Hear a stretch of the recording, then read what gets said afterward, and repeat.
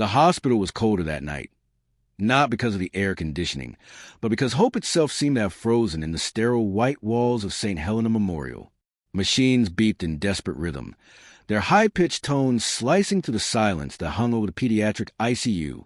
Behind the glass window, a pale young girl lay motionless, her tiny chest rising and falling with mechanical help.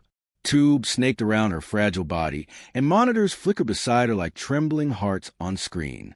Her name was Ava Kingsley, only 9 years old, the only daughter of one of the richest men in the state.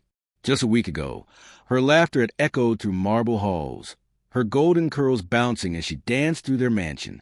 Now, she was fighting for every second of her life. Doctors had delivered the cruel verdict that morning. Her liver was failing fast, and no donor match could be found. The words still echoed in her father's mind. 24 hours at most. Outside the ICU, Richard Kingsley, a man accustomed to commanding boardrooms and breaking rivals, sat in utter defeat. His tailored suit was wrinkled, his hands trembling, his eyes hollow. Money had built him empires, silenced competitors, and even bent laws, but tonight it could buy him nothing. Not a cure, not a miracle, not his daughter's next breath. The hospital staff moved around quietly, avoiding his gaze. Everyone knew who he was, the man whose donations funded entire hospital wings, the man whose arrogance filled headlines. Yet none of that mattered now. Behind every surgical mask, pity flickered, but also judgment. Some whispered that karma had finally come for him. And somewhere across town, in a neighborhood the city preferred to forget, another heartbeat raced. That of a young black boy named Malik, who was about to change everything. He didn't know it yet, but while he slept in a small, dimly lit room, fate was drawing an invisible line between his world and the Millionaires, a line that would soon cross in the most unexpected, heartbreaking, and miraculous way. Morning came slowly, a gray and heavy dawn that carried no warmth. The city was waking up, taxis honking, commuters rushing. But inside St. Helena Memorial Hospital, time had stopped for one man. Richard Kingsley stood at the edge of his daughter's hospital bed, staring at her still face. Machines kept her alive, but even their steady rhythm seemed fragile, temporary, like a heartbeat borrowed from time itself. He had spent his life believing that everything had a price: power, loyalty, even life. As CEO of Kingsley Holdings, a multi-billion-dollar real estate empire, he was the kind of man who could buy a skyscraper before breakfast and ruin a rival by lunch. But now, faced with a crisis that all his wealth couldn't solve, Richard was unraveling. Every doctor he called, every specialist he summoned, all had the same answer. Ava needed a liver transplant immediately, or she wouldn't see another sunrise. For the first time in years, he felt helpless. His money meant nothing in the face of biology. Downstairs, unnoticed and unimportant in his world, another life was unfolding.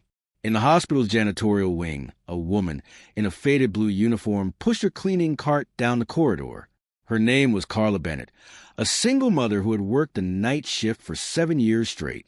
Her son, Malik, often stayed awake waiting for her, his homework spread across the tiny kitchen table of their one-bedroom apartment in Southridge, a neighborhood where sirens were lullabies and cracked pavements served as playgrounds. Carla had grown used to people looking through her. Doctors barely glanced at her when she mopped their floors. Visitors avoided eye contact. Even patients sometimes mistook her for invisible. But she never complained. She had a purpose: to keep Malik safe, educated, and far from the traps of poverty that swallowed so many around them. Malik was 10, bright, curious, with eyes full of questions too big for his age. He loved science and dreamed of becoming a doctor someday, inspired by the nurses he saw during his visits to the hospital cafeteria when his mother was on break. He didn't understand the weight his mother carried, only that she smiled less some days and that her shoes were always worn thin.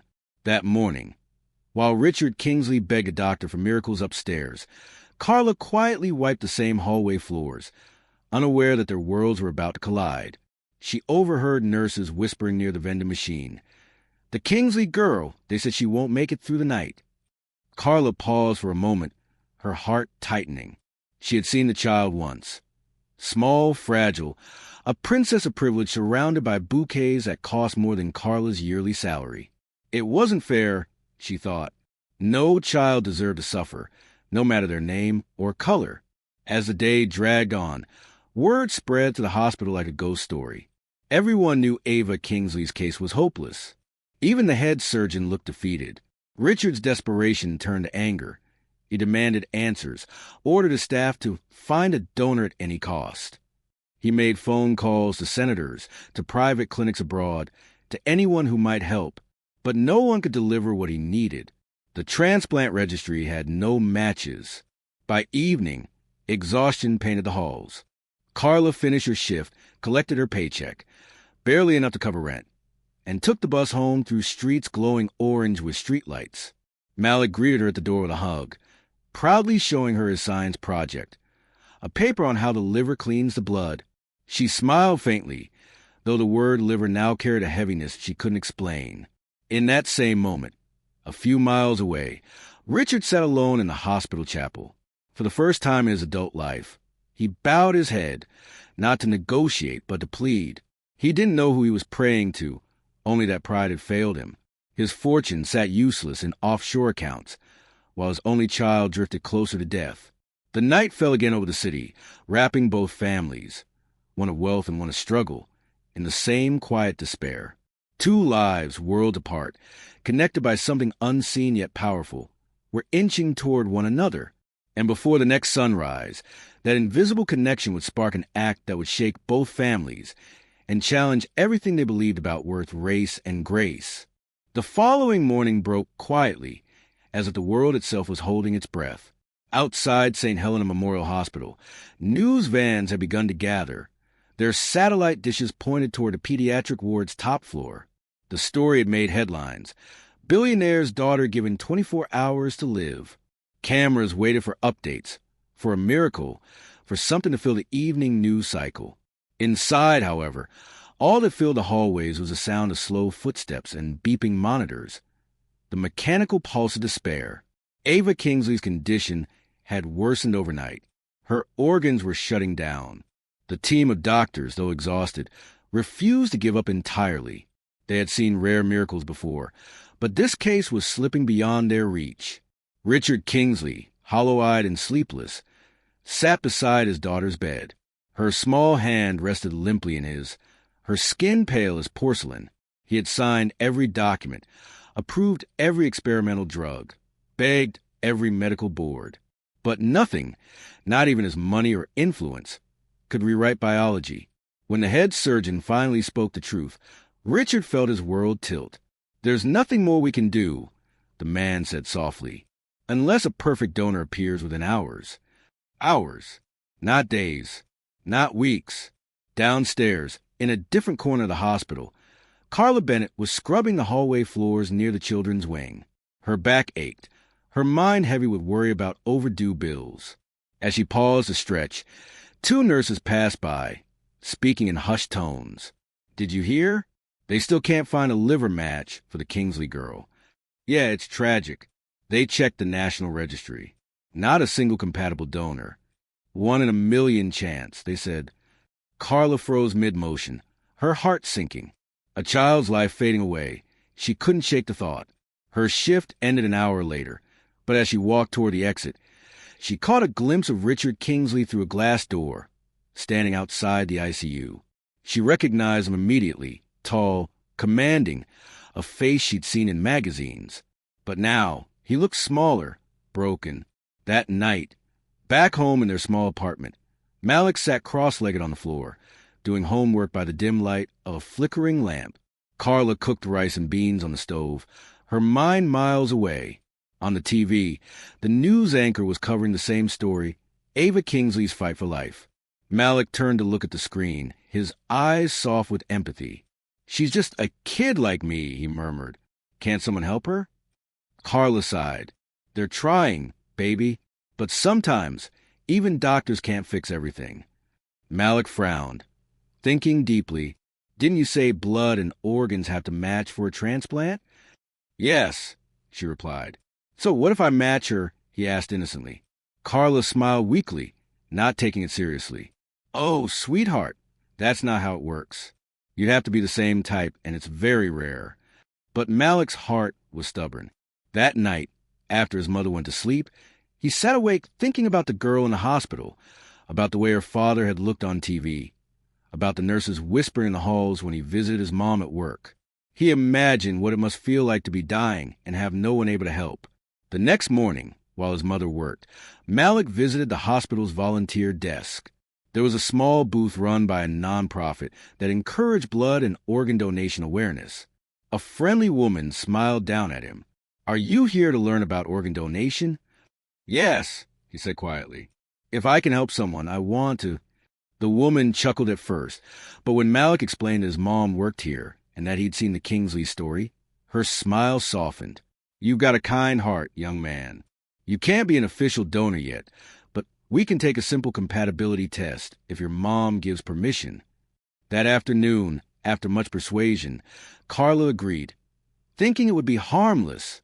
The hospital ran the test quietly, not expecting anything unusual. But when the results came back, the lab technician nearly dropped the file. Malik's tissue and blood type were a perfect match, 1 in a million. The news spread up the administrative chain like wildfire. A child from Southridge, a janitor's son, was the miracle match the hospital had been praying for. But with that discovery came tension and prejudice. The hospital board hesitated. Liability issues, consent concerns, public image risks. And then came the unspoken question whispered behind closed doors. Would the Kingsleys even accept this? When Richard was told that the potential donor was a 10-year-old black boy from the janitorial staff's family, his face tightened. He didn't say anything at first, just stared at the doctor in disbelief. His mind raced through thoughts he didn't want to confront. Pride, fear, guilt. It felt wrong to accept, yet wronger to refuse. He asked if there was anyone else, but the answer was no. The doctors waited for his response. Hours passed. The clock ticked toward Ava's final hours. Finally, Richard whispered, almost to himself, "Do whatever it takes." Meanwhile, Carla was stunned when she was told the operation might actually happen. Her knees went weak. Malik, however, was calm, brave even. "Mom," he said softly, "if it helps her live, I want to do it." Tears filled her eyes. She had raised him to be kind, but she never imagined that kindness would demand something so great. Outside, the media had no idea what was unfolding behind hospital walls. They saw only headlines and photo ops. But inside, in sterile rooms filled with hushed prayers, 2 families were being pulled into a storm that would test their humanity. As night fell once more, doctors prepped the operating rooms. Malik was wheeled down the hall, tiny against the white sheets, his eyes searching for his mother. Carla clutched his hand until the last possible moment, whispering words of love and faith. Across the corridor, Richard watched in silence as his daughter was prepared too. Their 2 beds passed for just a moment, one golden-haired and pale, the other dark-skinned and full of courage. 2 children, 2 worlds, united by something beyond blood or class. And as the doors to the operating room closed, the hospital fell into a heavy, reverent silence. Whatever happened next would not just decide who lived. It would reveal what humanity truly meant. The double doors of the operating room swung shut with a heavy echo that lingered down the corridor. It was as if the world had stopped on its axis. Nurses whispered quiet prayers, surgeons adjusted their gloves, and outside, the hospital halls stood in eerie silence. What was about to happen had never been done before in that hospital, a live liver transplant involving a child donor. But this time, the miracle everyone had begged for was lying in the form of a small black boy whose bravery transcended the fears of the adults around him. Inside the brightly lit room, Malik lay on a narrow table, draped in blue sheets that seemed far too big for his tiny frame. His heartbeat flickered softly on the monitor beside him, steady, brave, unwavering. Across the hall, in another sterile room, little Ava lay still, her body weakening by the minute. Her lips were pale, her pulse shallow. The surgeons knew they were racing not just against time, but against fate itself. Dr. Howard, the lead surgeon, was one of the most respected in the country, but tonight his hands trembled, not from fear of failure, but from the weight of the meaning behind this operation. He knew the world outside would never understand the true depth of what this moment represented, that the life of the most privileged child in the city now depended entirely on the selflessness of a poor black boy from a forgotten neighborhood. The symbolism was undeniable. In the waiting room, two parents sat in opposite corners of the universe. Richard Kingsley, in a designer suit that looked out of place amid the sterile walls, stared blankly at the floor, his thoughts a blur of guilt and desperation.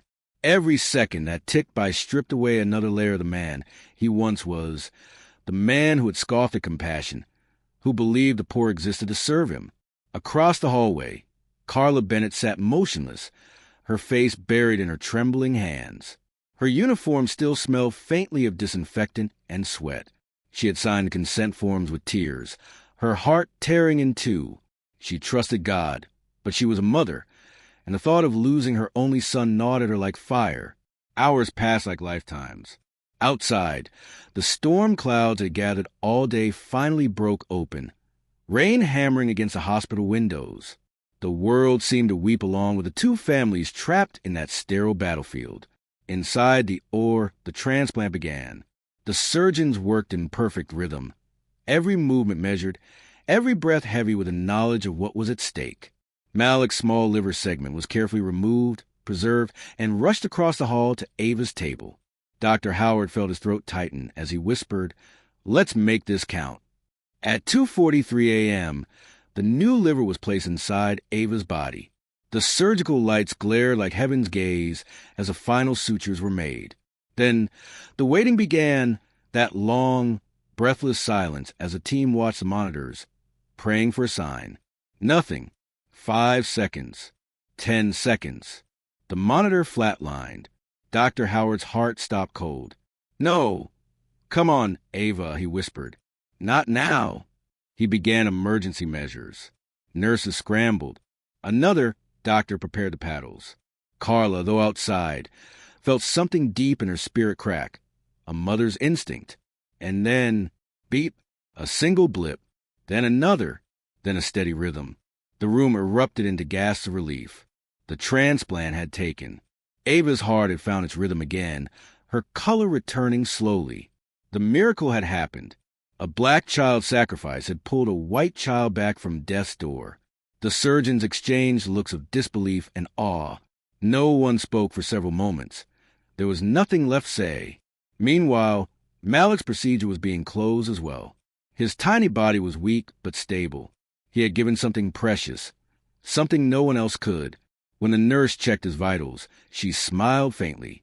"He's strong," she whispered. "He's holding on."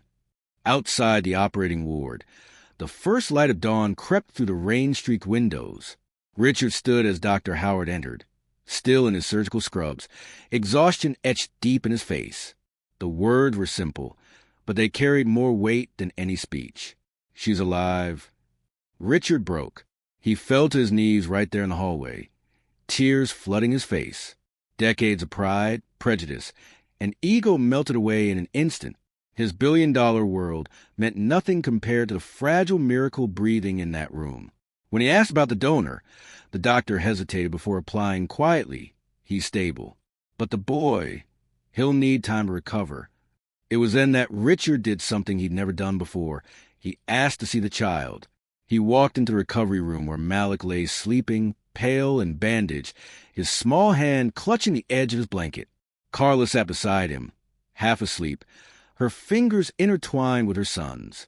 For a long time, Richard said nothing. He just stared at the boy who would save his daughter, at the woman who had cleaned his floors for years without his notice. In their quiet courage, he saw everything he had been blind to his whole life. He had lived surrounded by power and privilege, yet true nobility had been mopping his hallways all along. He knelt beside Malik's bed, head bowed in silent gratitude. The hospital lights hummed overhead, but all he heard was the sound of two heart monitors, two lives beating in perfect harmony. The storm outside began to fade, replaced by soft light spilling over the city. For the first time in years, Richard Kingsley understood the meaning of grace. Morning broke over the city like a soft exhale, washing the hospital in pale gold light. The storm had passed, and so had the longest night of Richard Kingsley's life. In room 402, the rhythmic hum of two heart monitors pulsed like a quiet duet, one belonging to a little girl who had been given a single day to live, and the other to the boy who had given her that day and many more beyond it. Ava Kingsley was awake. Her eyes fluttered open to the faint sunlight pouring through the blinds. Her skin had color again, her heart beat steady. When the nurse smiled and whispered, "Welcome back, sweetheart," a quiet wave of emotion rippled through the room. Across the corridor, Malik still slept, his body frail but fighting. Doctors said he would recover, though slowly. His liver would regenerate in time, but he would need rest, nutrition, and care. For Richard Kingsley, it was the first time in his life that gratitude came before pride. The man who once believed his wealth could solve any problem now found himself humbled before a child from the streets, a boy who had given without expectation, without reward. When he first walked into Malik's recovery room after the operation, Carla stood protectively by her son's bed, her eyes wary. Years of being overlooked and undervalued had taught her not to expect kindness from men like him. But when Richard removed his hat and bowed his head, she saw something she'd never seen before: sincerity. He didn't speak like a businessman that day. He spoke like a father who had been broken and rebuilt by mercy. "Your son saved my daughter," he said softly, "and I don't know how to thank you." Carla's eyes filled, but her voice was steady. "Then don't thank me. Thank God and thank him. He just did what love told him to." For the next few weeks, the world outside learned of the miracle. The story spread through every major news outlet. Poor black boy saves billionaire's daughter. Cameras crowded the hospital lawn. Microphones waved like spears. Yet, behind those headlines was a much deeper truth, one that couldn't be captured by photographs or breaking news banners. As the hospital discharged both children weeks later, a crowd of reporters waited outside. Malik and Ava, both small and fragile, were rolled out side by side. Malik's thin hand lifted weakly, waving shyly at the sea of faces. The applause that followed wasn't just for him. It was for humanity itself. For a fleeting moment, the world saw beyond skin, beyond money, beyond division.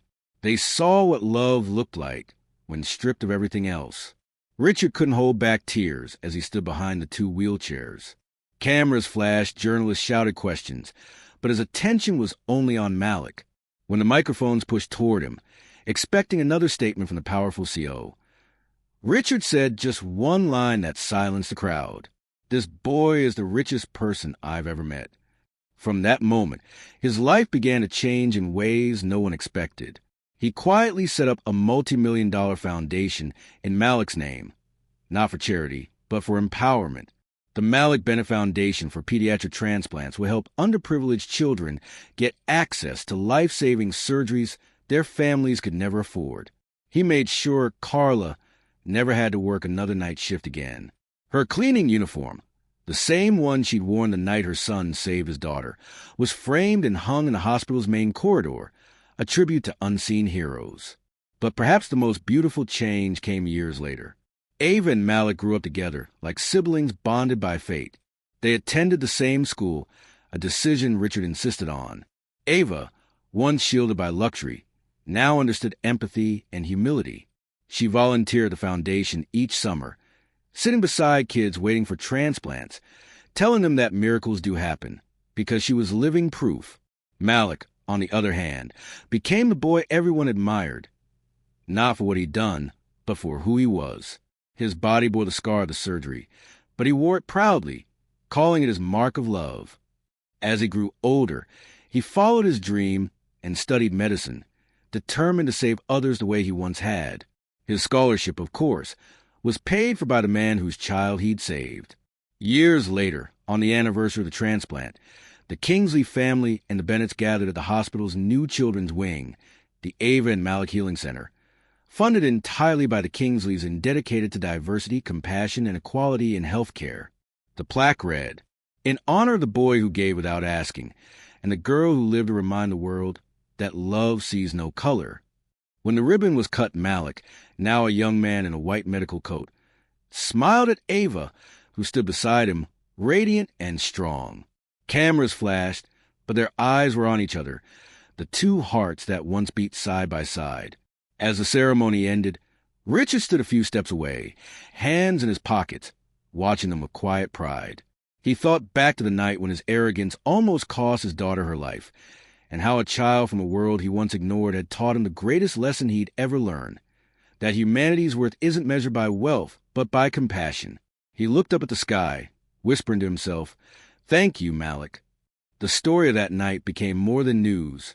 It became legend, a reminder that sometimes the smallest act of selflessness can mend the deepest divides, and that in the end, what truly saves us isn't medicine or money, it's love.